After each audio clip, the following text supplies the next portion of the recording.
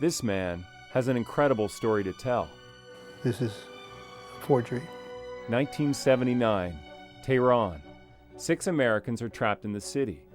CIA agent Tony Mendez's job is to get them out.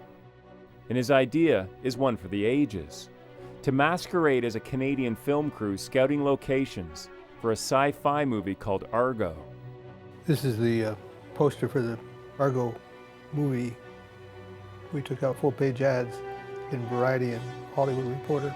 And tonight, Hollywood is premiering a real movie about the rescue. You really believe your little story is going to make a difference when there's a gun to our heads? I think my little story is the only thing between you and a gun to your head.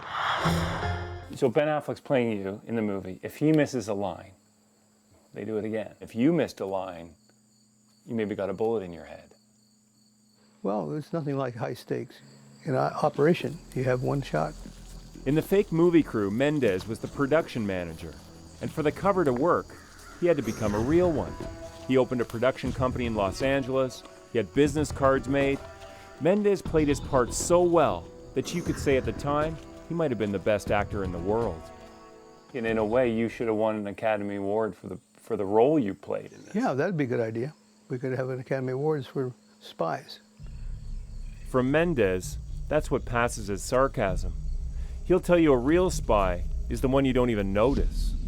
I guess what I'm wondering is what does a person have to be like to be a spy? Boring.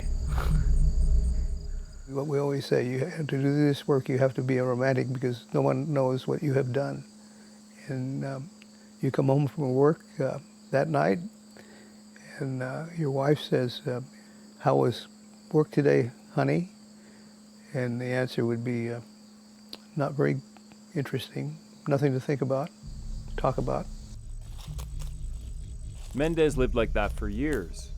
And now at 71, retired and suffering from Parkinson's, he looks back longingly. I begin to wonder if secrets aren't his true love. So what would you say is your relationship to secrets? A jealous, loving affair. That's my relationship. It's kind of like a mistress. And now to have them out there. We've given it away, haven't we? How are we going to get the genie back in the bottle? It was the CIA itself that let the genie out. When they celebrated their 50th anniversary, the boss wanted to make a PR splash.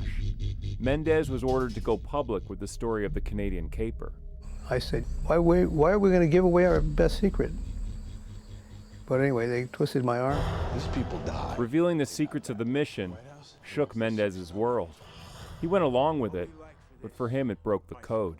Our code of a spy was never celebrate your successes or explain your failures.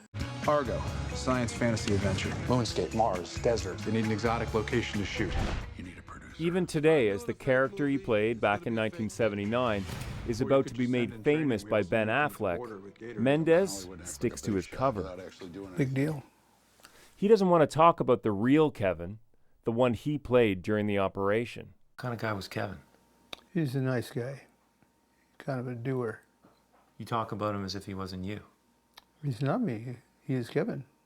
Why is that? Even though you're Kevin, you played Kevin. I don't know anything about that. That's the code. The code of the spy. The discipline is you have to deny, and deny. And that way maybe you'll survive. But Mendez's plan to take his secrets to the grave didn't work out. Reluctantly, he's embraced talking about them. No.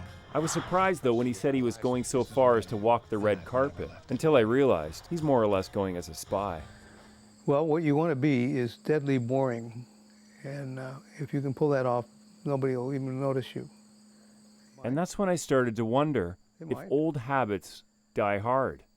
Was the spy having one final kick at the can with me? So you're a master of disguise, a CIA operative. Are you being the real Tony Mendez right here, right now? That's a good question. That's a good way to think. Are you being deliberately boring in this interview? I think so. I hope so. What do you think? Why?